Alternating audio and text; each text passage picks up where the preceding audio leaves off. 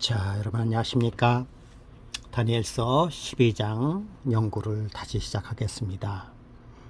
예, 오늘 이한규 지사님의 어머니께서 돌아가셨다는 소식을 들었습니다. 우리 집사님에게 위로의 말씀을 드립니다. 자, 그래서 내일, 지금은 목요일입니다. 내일 금요일 12시에 우리 행복교회에서 위로차 함께 가기로 약속을 했습니다. 우리 양 기사님 힘내시기 바랍니다. 자, 다니엘서 12장 영원한 보상이라는 제목입니다. 자, 다니엘서 12장을 가도록 하겠습니다. 자, 다니엘서 12장은 다니엘서의 결론입니다. 다니엘서는 1장부터 12장까지 있으면서 다니엘서 1장에서 다니엘은 세 친구와 더불어 참 멀리 외국의 포로로 잡혀 들어가서 눈물과 한탄의 세월만 보낸 것이 아니라 그럴지라도 그는 그곳에서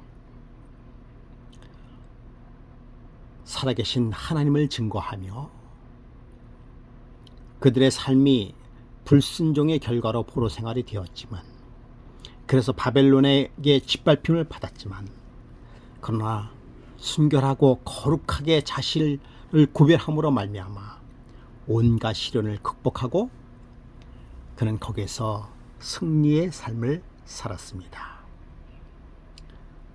그리고 7장, 8장, 9장을 가면서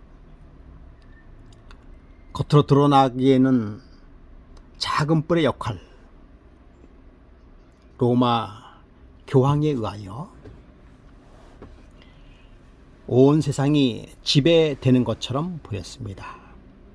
그리고 1260년 동안의 종교 암흑시대를 통하여서 수많은 그리스도인들이 죽음을 당하고 살아남은 자들은 뿔뿔이 흩어져서 산으로 들로 그렇게 신앙생활을 하면서 살아갔습니다.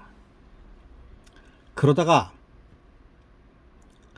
불란서 혁명을 통해서 그 큰 세력은 땅에 떨어지고 그 이후부터 1844년 이후부터는 이제 마지막 남은 백성들이 출현하게 됩니다.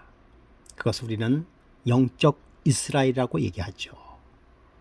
다니엘서 12장에는 영적 이스라엘에 대한 이야기가 나옵니다. 영적 이스라엘은 육적 이스라엘과 조금 다릅니다. 아니요, 많이 다릅니다. 다니엘서 12장 11절부터 12절에 있는 내용은 대군 미가엘이 나타날 것을 이야기하고 있습니다. 그러니까 대군 미가엘이 영적 이스라엘을 돕겠다는 것입니다. 즉 마지막 때 정한 끝에 일어날 일들을 설명하고 있는 것입니다.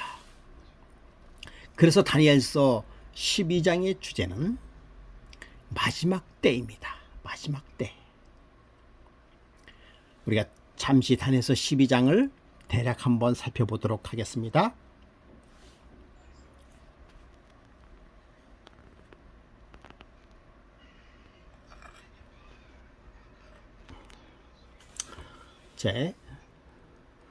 자, 다니엘서 1장은 미가엘이 등장합니다.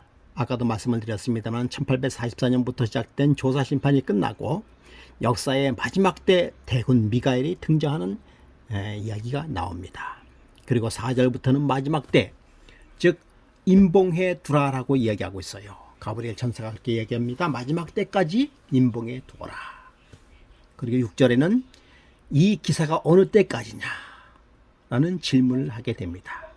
7절에는 이제 1260년의 기간이 끝나고 8절에는 다니엘이 이 모든 결국을 다 들음으로 인해서 9절의 마지막 때까지 그 임봉에 두었던 것이 이제 그 임봉이 떼어질 때가 가까웠다라고 이야기하고 있습니다. 그래서 11절과 12절은 마지막 때의 보충으로서 1290일과 1335일의 기간이 주어지고 13절에 이제 마지막을 기다리라라고 하는 큰 위로와 확신의 기별이 주어지게 되는 것입니다. 자, 이 마지막 때, 다니엘서 12장의 주제 마지막 때, 이제 다니엘서 12장 1절로 들어가도록 하겠습니다. 그때에 내 민족을 호위하는 큰 군주 미가엘이 일어날 것이요 또 환란이 있으리니 이는 개국 이래로 그때까지 없었던 환란의 것이며 그때에 내 백성 중에 책에 기록된 모든 자가 구원을 받을 것이나. 여러분, 여기에서 우리는 그때에라고 하는 그때가 어느 때며 그때를 기준으로서 일어나는 일들이 일어나게 되는 것인데요. 그때가 과연 어느 때인가를 우리는 주시해 볼 필요가 있는 것입니다. 그때에, 사실 그때라고 하는 것은 11장 45절의 사건이 일어날 때와 연관이 됩니다. 그래서 11장 40절부터 45절에 마지막 때에 연관하면서 대군 미가엘이 일어날 것을 이야기하고 대군 미가엘이 일어나는 그 사건이 절정이 이루어진 때를 이야기하는 것입니다. 그러니까 그때라고 하는 것은 대군 미가엘이 일어날 때를 이야기하는 것이죠. 여러분, 미가엘은 누굴까요? 미가엘의 뜻은 누가 하나님과 같은가라고 하는 뜻을 가지고 미가엘은 곧 예수 그리스도를 의미하고 있는 것입니다. 모세를 부활시킨 분도 누구시죠? 미가엘이었습니다. 그리고는 그 모세를 부활시키고 모세를 돌봐줬던 대군 미가엘 예수 그리스도께서 마지막에 당신의 백성들을 책임지시고 옹호하시는 우주의 대주제자의 모습으로 나타나게 되는 것이죠. 그렇다면 대군 미가엘이 언제 서시게 되는가? 우리 성경에는 그분의 백성을 구원하러 오실 때라고 얘기하고 있습니다. 즉 그때에 대군 미가엘이 일어날 것이요 다 되었다라고 말씀하시면서 중보 사업을 마치고 불의한 자는 그대로 불의하고 거룩한 자는 그대로 거룩하게 되리라라고 명하시는 내용이 나오는데요. 그때가 어느 때입니까?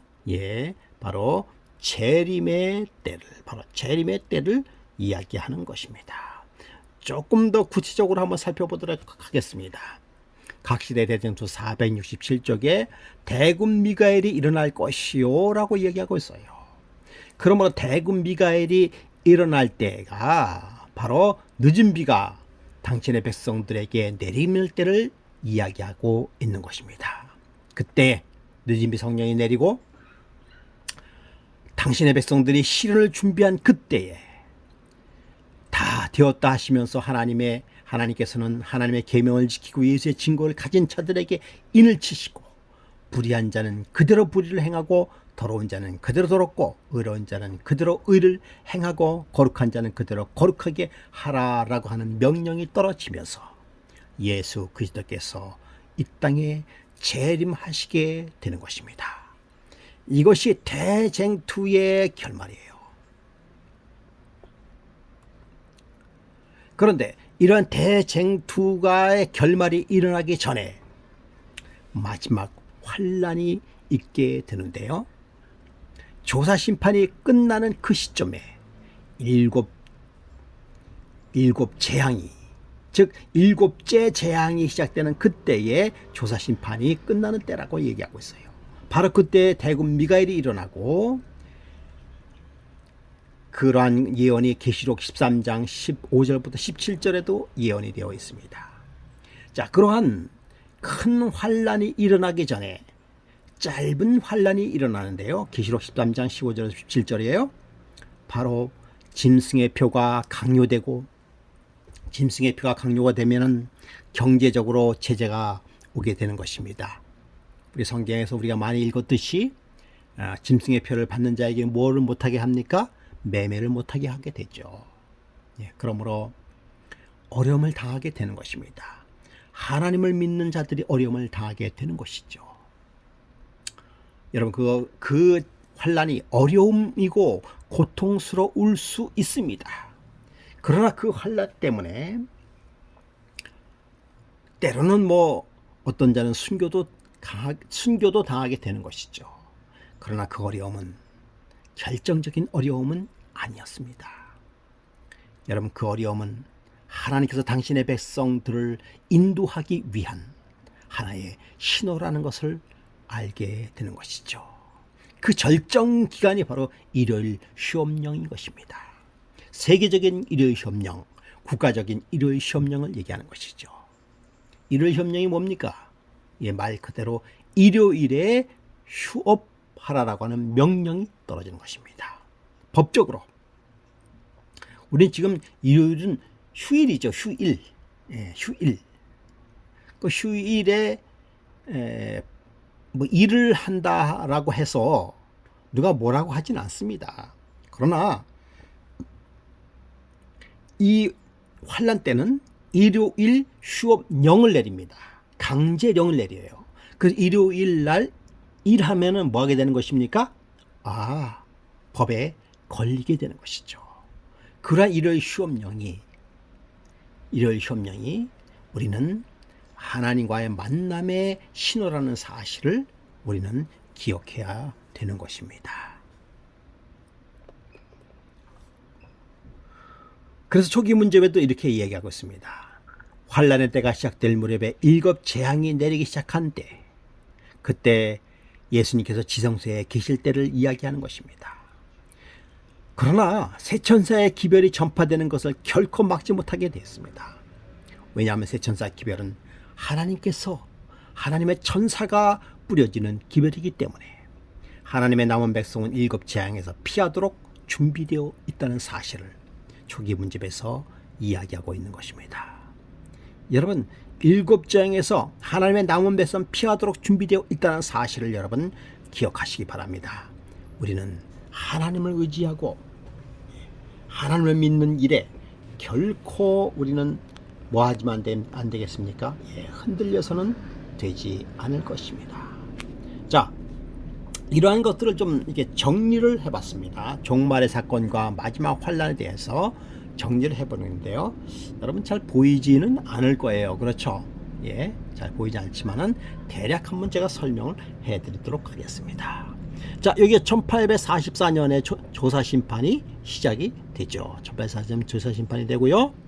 그리고는 예수께서 재림하시는 천년 기간, 예수께서 재림하시는 기간이 바로 이렇게 되는 것입니다. 그러면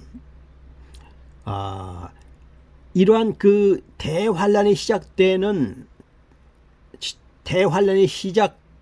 때가 어느 때인가 하면은 바로 이 일요일 시험령이 일어날 때인 것이죠. 일요일 시험령이 일어날 때. 그래서 우리는 아직까지 국가적 일요일 시험령이 내리지는 않았습니다. 그러므로 우리의 삶은 현재 요 부분의 삶이라고 볼 수가 있는 것입니다. 그러면 여러분, 일요일 시험령이 내릴 때는 우리가 대도시를 떠난다든지 우리의 삶을 정말 하나님과 함께 살 수 있는 삶을 우리가 준비해야 되는 것이죠. 물론 지금부터 준비하는 것입니다. 성경에 이런 말씀이 있죠. 예루살렘 성에서, 그죠? 멸망에 가증한 것이 거룩한 것에 선 것을 보거든이라고 얘기하고 있어요. 여러분, 오늘날의 멸망에 가증한 것은 뭡니까? 바로 일요일 시험령인 것이죠. 일요일 시험령은 안식일과 반대 개념이에요. 그러면 이때서부터는 작은 환란이 시작이 되는 것입니다. 일요일 시험령이 일어남으로 인해서 뭐 하는 것입니까? 우리가 매매가 금지되고요. 그죠? 그런 어려움을 당하게 되는 것입니다. 그러나 이때에 느니비 성령이 내림으로 말미암아 개혁과 부흥운동이 일어나고요. 인치는 사업이 일어나고 느니비 성령이 내려는 이 시기가 바로 이 시기가 되는 것이죠. 그 시기에는 뭐가 있습니까? 흔들림의 시기가 되는 것이에요. 그러면서 이제 조사 심판이 끝나는 시기쯤에 예수님께서는 이제 그 성소의 문을 열고 나오시는 바로 이때가 네 천사가 바람을 놓으면서 일곱 재앙이 시작이 되는 것입니다. 이때의 마지막 환란, 즉 하나님의 백성을 섬기는 자는 뭐 하라고요? 죽이라는 명령이 내립니다. 이때가 바로 야곱의 환란